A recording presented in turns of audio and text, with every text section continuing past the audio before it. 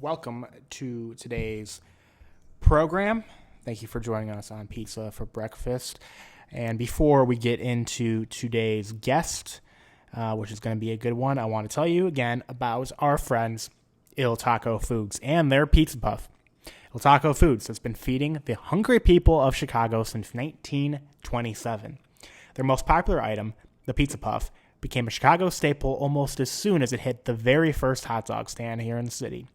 And for those of you who don't know, a pizza puff is premium mozzarella, crumbled Italian sausage, and a signature home-style sauce wrapped in a pillowy yet crispy crust. And that's just the original. They have 14 different flavors. You can learn more about the flavors and where to buy them from their website, iltaco.com, I-L-T-A-C-O, iltaco.com. Through 4 generations of hard work and a passion for good food, their family-run business now distributes Chicago's Pizza Puff in 38 states across the U.S. Check out the website to find out where you can get the good stuff. Again, that's iltaco.com. Now, our guest today on this episode is Amelia Hamilton. Amelia Hamilton is an author and a writer. Well, I had that prepared. I was going to say author and writer because she's written books and she's written other things and contributed to websites. But if you're an author, you're also a writer. Like, saying author and writer are like, I mean, it doesn't really make any sense. She writes words. She was, I think she was an English major, has a degree in English. So like, no, she's a good writer. But anyway, she's the author of the book series Growing Patriots, which is a children's book series that teaches kids about America and American history. So I'd recommend it if you have a kid that's interested in that sort of thing, or if you yourself are a toddler. I don't recommend listening to this podcast, but if you are a toddler watching this podcast, I think you should read Growing Patriots. And also, how did your parents let you watch this podcast? She's also a writer here. She's a contributor to the Velvet Hamster, where she writes her weekly column, Are We Doomed?, on Sundays. So if you haven't checked that out yet, you should definitely check that out. But without further ado, here is Amelia Hamilton.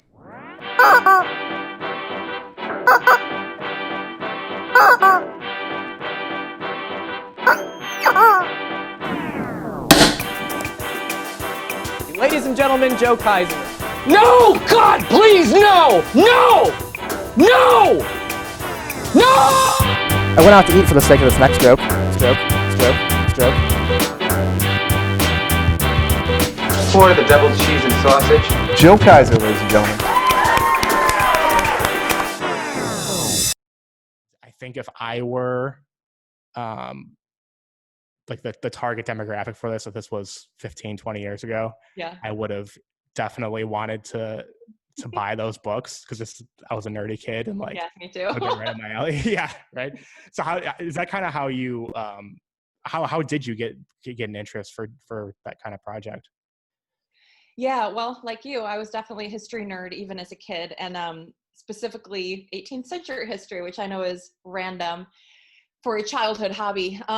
We used to come down to Colonial Williamsburg all the time, and my parents and I have 2 older brothers, and they would always joke that the whole time we were there, I would start every sentence with "in colonial times" because I always had a million fun facts that were fun to me anyway that I had to tell them. And then, as I got older, I went to college abroad in Scotland. And so that kind of gave me a different perspective and appreciation for America and everything we have here in our little experiment. So when I came home, let's see, I'm trying to think how long ago this would have been, probably longer than I care to admit. I had a friend who had a little boy who was learning to count. So around his birthday, I wrote him this little counting book, and it went from one nation under God through 10 amendments in the Bill of Rights, just little things about America. I guess it would be considered, mostly it would be probably considered more like civics today, branches of government is number 3 and all that kind of stuff. And a friend that I know that, was a good artist, drew some pictures, and I just sort of printed it out and stapled it together and, happy birthday, kid. But other parents were like, kids aren't taught this in school. I know you've sort of made it as just a little something for a 3-year-old, but this is actually not information that's being covered because there's no history anymore. There's no civics anymore. It's all social studies, which is a whole different beast. So then I decided that maybe it was something to go ahead and publish, and did. And then, so that became my first book. It's One Nation Under God, a book for little patriots. And then from there, I decided to do the American Revolution. So, because he had a little sister, so she needed a book too when she learned to count. So she got 10 Steps to Freedom, which takes us, through the American Revolution, through becoming our own special country. That's awesome. You hear that a lot about about civics education right now. I don't know if when we were in school, if we really recognized the quality of it, but that's what you hear from at least from parents now all the time, is like there's no civics education, there's no like lack of a lack of good social studies education. Do you what do you think, Well, do I you think see a absolutely. void somewhere? Yeah, absolutely. And I think really even when I was in school, it was all social studies. So, history, we kind of did some like World War II. We must have done the revolution and stuff, but I don't remember ever learning about just how the country actually works. So I think we got some history. I don't remember really getting much civics at all.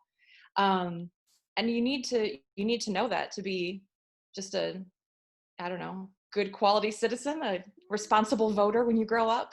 Just in general, knowing how things work. I mean, I've definitely even had parents tell me they learned stuff from the books. And then, now I do also a podcast where every week a kid will pre-record some questions for me, and we'll talk to a historian about a specific event and answer questions from the perspective of a kid. And they come up with incredible questions. A couple weeks ago, we did the Midnight Ride of Paul Revere. And this kid said, well, why would he say the British are coming when we were all British then? And for a 9-year-old to think of that, I was very impressed. So I didn't even think of that. I know. So I guess he actually said the redcoats are coming, not the British. So there you go. We learned something new. But kids are curious and they're eager to learn. And these are exciting things. Doesn't have to just be boring, memorize these dates. So. Yeah. I think you don't really get it like a serious civics education, at least in my memory, till high school when you're taking like a government class, U.S. history class. And at that point, you don't have that curiosity that you had when you were 8, Right. 9, or 10, because you're just kind of whatever. And it is a lot of memorizing dates, which I never understood. What good is memorizing dates? Right.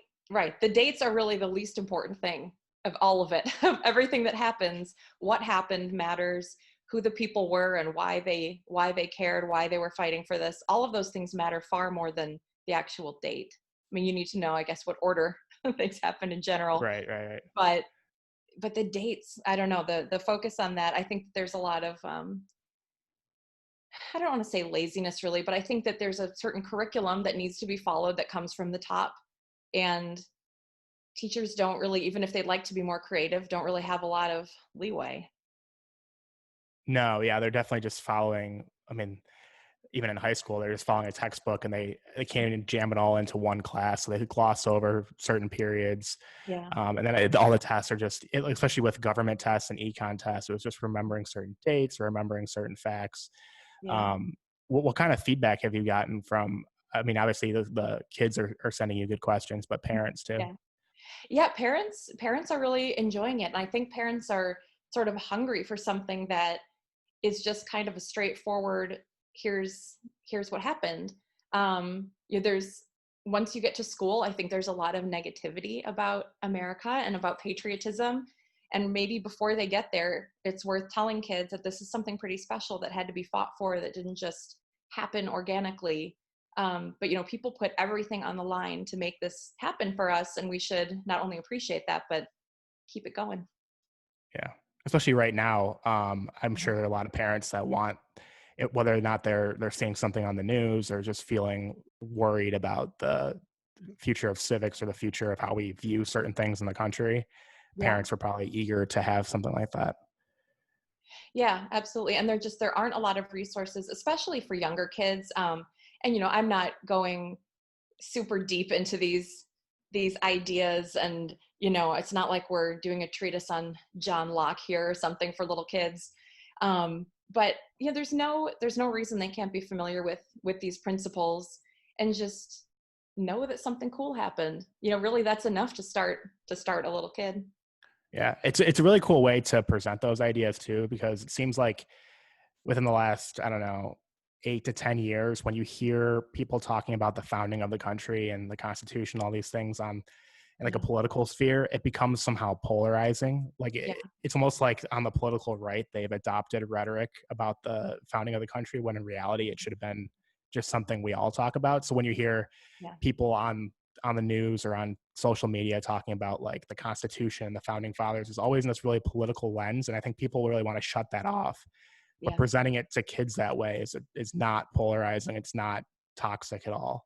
Yeah. Um, Well, it is still polarizing. I mean, I definitely got a ton of hate mail when, really, especially, yeah, when the books first came out.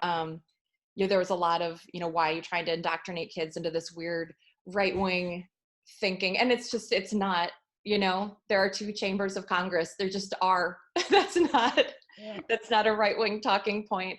And I honestly cannot for the life of me figure out why just straightforward count. Let's count for about America. You can learn a little something while you're counting would be considered. I got all these bizarre emails about Hitler Youth and all this weird stuff that just it's a counting book for kids, or it's a book about the revolution. It doesn't really, like I said, it's not like it gets real deep into the political weeds about anything that happened. It just Right. kind of goes over the facts. So it's pretty odd to me how much anger I did get. Yeah, that's so weird. I mean, I guess because people on the right adopted a lot of rhetoric about that, and especially in like 2010 and 2012, but there's nothing right wing about teaching civics. No. If anything, I would think that the left would be saying, well, we need to maybe get on board with this too. This is a pretty straightforward, series of books and podcasts. It doesn't, I don't feel, I guess I do want kids to appreciate that this is something cool, America, that it's not, like I said, it's not just something that happened out of thin air, and it's worth protecting. So, maybe that, in these bizarre political times where nothing can just be straightforward and everybody has to look for a deeper meaning, I guess. But it is strange to me that something that, for our parents, or even probably us when we were kids, this was all just information, just straightforward, Yeah. just the facts. It almost gives weight to the argument that, like, I'm not saying I agree with it, but like the left wouldn't want to teach civics, or they don't care about civics. It's not even like, if you hear that kind of feedback, it's almost as if they're not even saying we need to teach civics better. It's like, you shouldn't be teaching this at all. Right.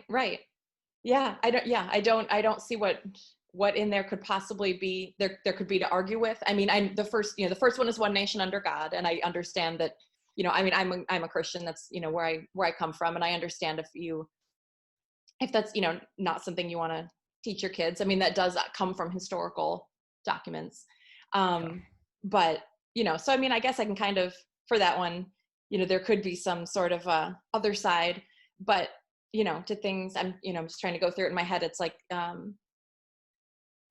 there are 5 branches of the military. There are 7 little rays on the Statue of Liberty's crown. Those aren't really things to argue with. It's just, I don't say, hey, the military is great, here's a list of people to get next time. It's just, Yeah, they exist, and they do. I don't know. That's just too bad that kind of toxic attitudes come into this too with writing children's books, because that's kind of how, like, I don't know, you're the same, that used to write in different kind of political spheres or on policy issues, and I always years ago got burnt out on it, just because everything had that kind of weight to it. It didn't matter what it was.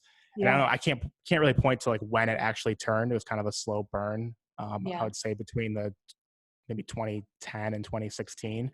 But it gets to the point where it's not even, sometimes it feels like it's not even worth it to do certain things, especially if you open up Twitter or Facebook. Oh my goodness. Yeah. Like we were saying, everybody wants to assign a motive, I think, to most things that you write. And sometimes you're just saying something that happened, and you're not trying to start an argument. You're not being incendiary. But,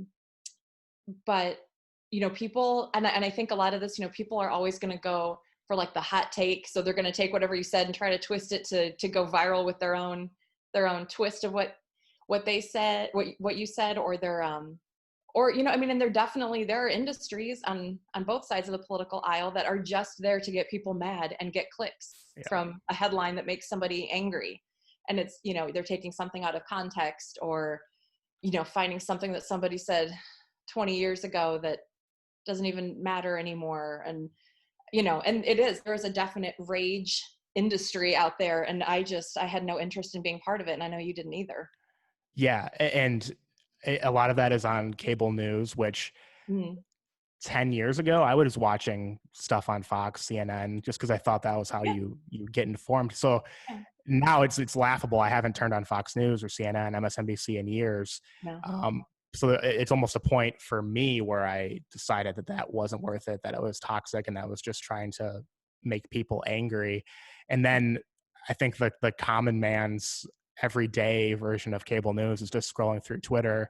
And if I were a stronger man, I would delete it from my phone. I deleted Facebook from my phone for that same reason. I didn't want to read people's novels as Facebook statuses. Yeah. But still, I find myself checking it like 25 times a day. Right. And it's I know it's awful too every time I look at it. Yeah. I turned off all the notifications on my phone, which has actually That's really smart. helped, because I kept seeing, well, I have 3 DMs on Twitter, or I've got, this many comments on Facebook or something. I better go see what they are. And then I would get sucked into it. And it's like, I could be watching a British murder mystery right now. But instead of Miss Marple, I'm fighting with someone that I haven't seen since high school about something that doesn't even matter. I don't know why this is. And really, I've gotten to the point where my Facebook at this point is basically just a meme account. I post things that I think are funny that don't have anything to do with politics. Sometimes people, of course, will try to take things politically. And I'll occasionally, if I post anything political anymore, it's usually, like I said, a meme or a joke of some kind that's, I don't know. It's just, it's almost like I can't take any of it seriously anymore anyway. Mm-hmm. Yeah, once 2016 happened, I had a hard time just taking it. Just looked like all theater. But I used to post in high school. I would post political stuff all the time, probably into college. And then at a certain point, I was just like, I cringe when they have like the time hop on Facebook. And it shows what you posted like in the 2012 election. Yes, And it's like, why did I care? Super earnest take of the day. I know, I see those and I'm like, what? It's so cringy. But you have a decent number of followers on Twitter, and you engage with a lot of people that also do. I guess if you turn notifications off, you can kind of avoid this, but just from having a large audience and from people being able to Google your name, do you get a lot of crap on there from wherever? It's not terrible. Every once in a while I'll do a project or something that gets people riled up, but it's really been a while. And even on Twitter, I've moved away from being super serious and political. That's kind of how I started. Was I joined Twitter to prove to my brother that I would hate Twitter. And then I started kind of just sharing random opinions, and started getting paid for those opinions.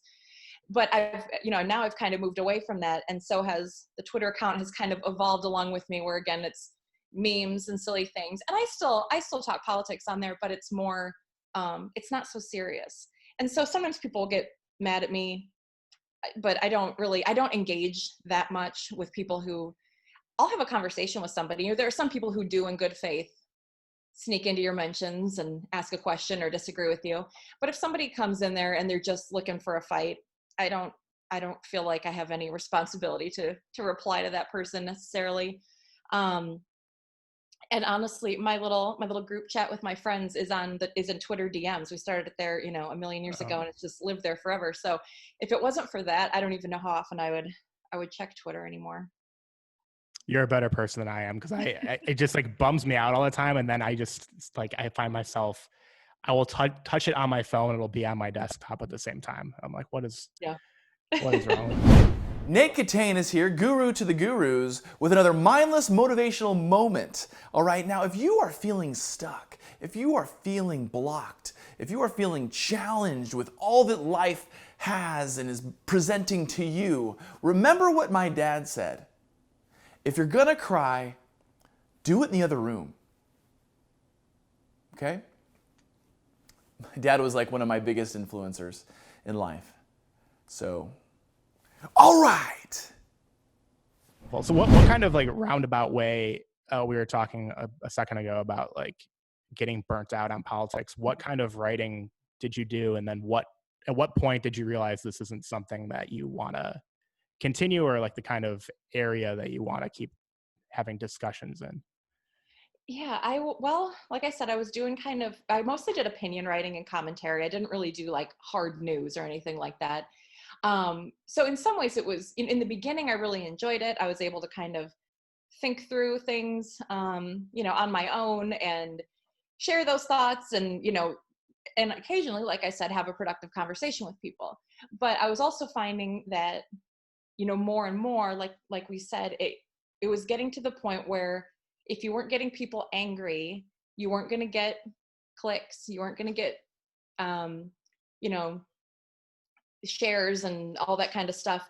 And you need all that to make a decent paycheck, honestly. And I just was not really interested in clickbait. I was not interested in writing stuff that was just going to get people wound up more. Like that's the exact opposite of how I think anything is going to get solved. People used to be able to just respect and talk to each other.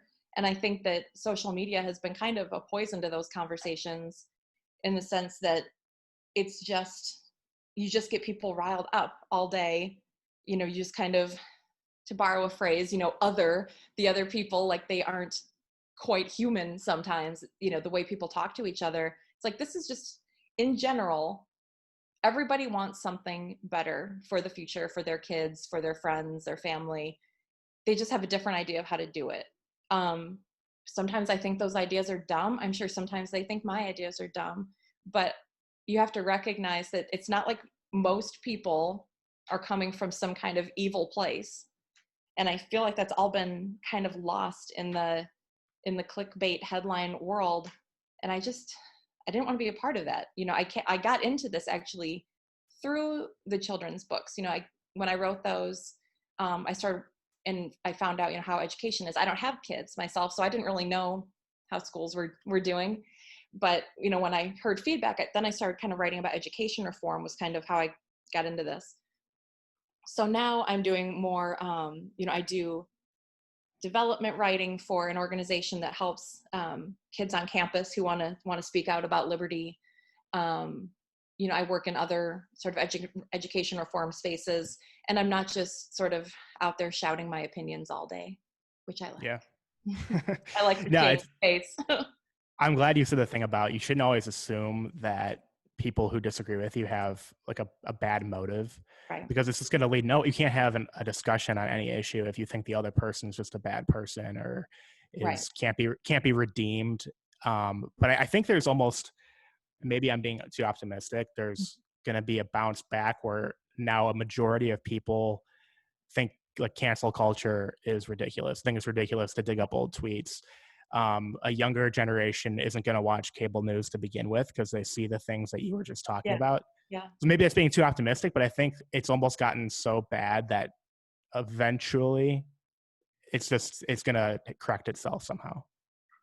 Yeah, I think that's absolutely possible. A lot of the friends that I kind of came up with in the political world aren't really doing that kind of work anymore. Everybody's burned out. The cancel culture thing is just out of control. The rules change by the hour pretty much, what's allowed and what's not. So finding a tweet from somebody from 15 years ago is just crazy. And, I think part of the reason that I don't get it too bad on Twitter usually is really since I joined Twitter, I've always just tried to be nice. I know it sounds like simple and silly, but I never, and I'm not saying I'm sure that I've sent a mean tweet. I'm not saying I've been perfect about that, but I just, in general, I don't find that enjoyable fighting with people. I don't find it enjoyable to be mean or to assign weird motives to other people.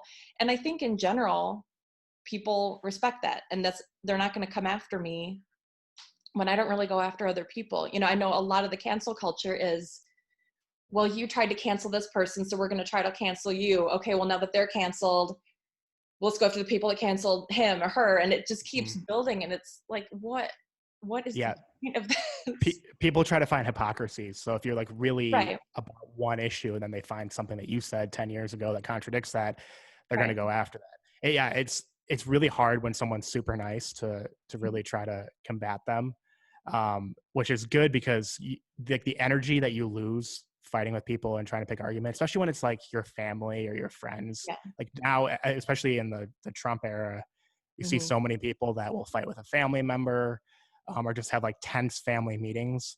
Yeah. So like I am so ready for that to be like, I'm no fan of Joe Biden. I don't really have much thoughts on the presidential election, but I'm just so ready for those kinds of discussions like at Christmas and Thanksgiving to just go away, because they wasn't always like that. No, and now they have, those like, these articles come out about like how to discuss Trump's policy on blah, blah, blah with your uncle at Christmas. Why?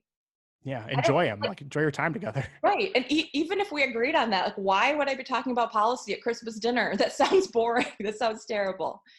But yeah, I'm with you. Like I'm not, the whole political thing, like you said, is just kind of turning into theater. And honestly, because it's just theater now, I have to say I'm interested to hear what Kanye has to say. I know, I agree. Platform. Why not? Right. I'm sure he's not going to fill out the paperwork, but if that was the case, I'm all for it. Like, who cares at this point? I am 100% willing to listen to Kanye as much as Trump or Biden. I don't see it. Exactly. Why not? Just give more choices. It's interesting because after Trump got elected, I think you had people like you and me and many others who decided they were burnt out and having arguments. But then you had people, at least I know, that never had a political opinion in their life, that all of a sudden are super animated. So it kind of like flipped, like they think they're fighting for something good. But going back to a point that you said, people all have different ways of showing that they care about something and that they're doing the right thing. They're not doing it because they're a bad person. So it's like a lot of people jumped into this fray now and are having Facebook arguments because they think they're doing the right thing by arguing with their uncle at Thanksgiving. And then there are a lot of people that just shut up because they think the right thing is to not have those kinds of tense conversations. Right. And there's a time and a place. Like there are conversations that are productive and that are very worth having. I don't think that means with, the family member who disagrees with everything you believe in at a holiday is the time for that conversation. And certainly not the way that some of these, I think I'm trying to remember the specific website, but anyway, there are sites out there that will have, here are the talking points to bring up. And first of all, that's not a way to have a productive conversation anyway, to bring up somebody else's talking point they gave you. To come to Thanksgiving with a Salon article printed. Right. Yeah, Salon, that's exactly it. Trying to, if at least have an authentic conversation, that this is what this issue means to me. And this is what, why would you bring somebody else's talking points to a holiday dinner specifically to argue with your family? Like that just blows my mind. Yeah, totally. I don't know. It's so silly, but like I said, I think it's going to kind of snap back in a way. I don't know how. I just kind of always agree with market corrections. And, even, now, like people really younger than us, like aren't on Facebook pretty much. People, teenagers are definitely not joining it anymore. And I feel like that was where a lot of the big fighting was coming out. They're on Instagram now and Snapchat, and there just isn't like the space for fighting on those platforms like there is on Facebook. I mean, you can still fight. You can fight in the comments anywhere if that's what you want, but it's not like Facebook, in the sense of, they're more, I guess they're more image oriented. The new apps seem to be. That's true. On Instagram, because I'm not on a lot. I deleted my Snapchat. I have a TikTok account, but I don't get it at all. And apparently we might be banning TikTok in the US at some point too. But Instagram, you'll have some people post in their stories something political, but I always just scroll through it because visually it's not appealing. Right. I'll occasionally post a political meme or something, but not really. And it's just, I don't know, it feels like the world just sort of decided without discussing it that Instagram was going to be a happy place. And even the people that I'm like, have muted on Facebook that I guarantee have muted me, we're still friends on Instagram. And, we ignore each other's political posts. And, I tell them their kids are cute when they post that. Yeah. So. Yeah. I mean, for all its problems that it has with like people, I think people complain about like showing a fake life on Instagram. It's really less of a problem than I deleted Facebook off my phone maybe a year and a half ago, 2 years ago. I never miss it. I mean, I'll log on for work purposes on my desktop, but I don't miss it on my phone at all. Like there's no information that I'm consuming on there that I miss. Right. Instagram is just so mindless and easy to scroll through. Yeah. And Twitter, unfortunately, is the same. It's too easy to get on.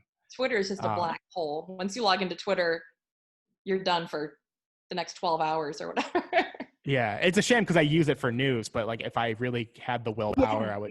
Yeah. I would get rid Well, of and it. that, and that's the other hard thing is that, you and I both, for our jobs, we have to be on social media throughout the day. So we can't just take a detox or, I mean, maybe if you're stronger than me, you can just go on your professional pages and ignore all the notifications for your personal ones, but I can't. I have to know. Yeah. Oh, I've tried to in the evenings not open my. I've been bad at it lately, especially during the pandemic, but not open my laptop. Try to stay off your phone. Just kind of decompress that way. Especially on the weekends too. I try not to open my laptop unless I have to.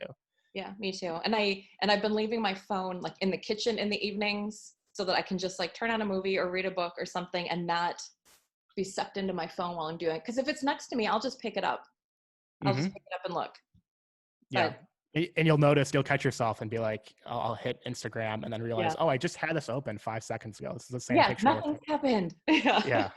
But now I don't know what happened in the movie because I was making sure nothing happened. Right. Exactly. So this kind of, I think, maybe ties into the Are We Doomed series that first you originally did on another website. So maybe you can talk about how that started. But the way I've always, because I read it every week before I post it online, it's always got an uplifting tone, whether or not the news was really bad in the week, because right now is probably the most, and I don't watch news on TV and I try to avoid it on social media. And even for me, I think it's the most, it can be, if you let it be, the most depressing news cycle that I can remember in our lifetimes. Because even if you're not super worried about the pandemic, you can see all kinds of statistics that are going to make you think that way. You're going to hear from friends and family that are nervous about something. People forget that there's an election coming up on top of it. It really is a depressing news cycle. So I think our readers have really appreciated the tone that you set. But how did you even come up with that idea to ask that question every week?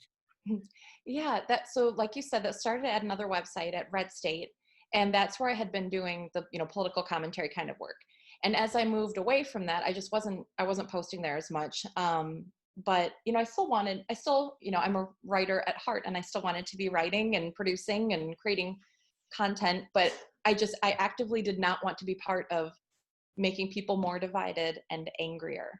So I just started thinking about, so kind of from there, I thought about, well, what can I write about the news that's not going to make us seem like we're completely doomed? And then I was like, well, maybe that's the question. Are we doomed?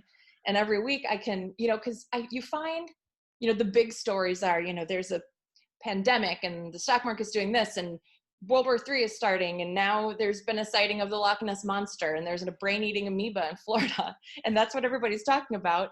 But, there's also this really nice lady who's making lasagna for her neighbors so they can have a fresh meal. And the tiniest preemie ever born is healthy and coming home. And these are huge things that are happening in small ways, but they're the things that actually make a difference. And they are keeping us from the doom. So I was just thinking that we can talk about, and I try to keep it that even the doom stuff is kind of light and funny. It's like we saw the Loch Ness Monster. Somebody saw the Loch Ness Monster last week. So are we doomed? I don't know. Maybe the monster's going to get us. But there are all these wonderful things happening with people just helping each other out and being kind to each other that doesn't really get any time in the media. So if we look at it, we're not doomed. And you saw, obviously, when I think it was maybe, I don't know, I feel like time has no meaning anymore. It feels like it was maybe 3 weeks ago or so when, shortly after George Floyd was murdered. And that was a hard week. It was really hard. And that was probably my most negative one, or, because I was like, I can't I can't ignore that this was a hard, horrible week. You know, that's just disingenuous to act like, you know, Gwyneth Paltrow having a gross candle is the worst thing that happened this week, because horrible things happened. And that does need to be addressed. But even in that, we could find people were protecting their neighbors' stores and, you know, keep taking each other into their homes to have a safe place and a meal. And, you know, we still, even though there are big problems, there are little solutions that I think are the solutions, just being nice to each other. Absolutely. I don't think that legacy media reporters wake up every day trying to find news to upset people, but it's kind of like second nature because their job, Mm-hmm. like subconsciously, that's the kind of news that they know sells. I always say, like, I don't think reporters have an evil bias, like they're trying to set an agenda, but they have a bias towards sensationalism, laziness, Yeah. clickbait, all these kinds of things. So that then a headline like this week in CNN, I think it was a couple days ago. I shouldn't say this week. I have no idea when Exactly. this is Time going to has go. no meaning Yeah. anymore. Yeah. So who knows whenever you're listening to this. Recently, CNN, I think, was the first one to break the story that there's a case of the bubonic plague in China. Mm-hmm. And everyone freaks out. It's like, oh, 2020 is at us again. We got another pandemic. The plague is coming back. When there had been cases of the bubonic plague, like I think 10 years ago, there was like, it comes up every once in a while. But they know that headline because of coronavirus is going to just blow up. Yeah. So you need the other. No one's looking for the positive story because they don't think. I don't know if this is true. I think there actually is an appetite for it, but they don't think that that's going to sell. Yeah.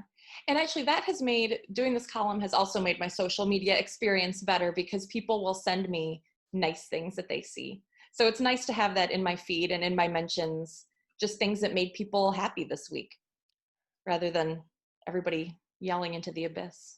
Yeah. And when we're talking about like that market correction with the way people talk, Mm-hmm. that might be it that people have an appetite for positive news. Yeah. Like, and people don't realize it. Absolutely. I think they do. All right. Well, so the book website is growingpatriots.com. Yep. Right? And the podcast is there too, or you can get it on iTunes or wherever you listen. Awesome. And you have 30 episodes up. It's really cool stuff. And the illustrations are cool. So I'd recommend. I'm almost, like I said in the outset, I'm almost jealous that this didn't exist when I was like 7, because I would have asked my mom to buy it for me. But growingpatriots.com. And do you want to plug your Twitter or your Facebook or anything where people can send you ingredients? My Twitter, my Facebook, and my Instagram are all at Amelia Hammy. So that's pretty easy. All right. Amelia, thank you.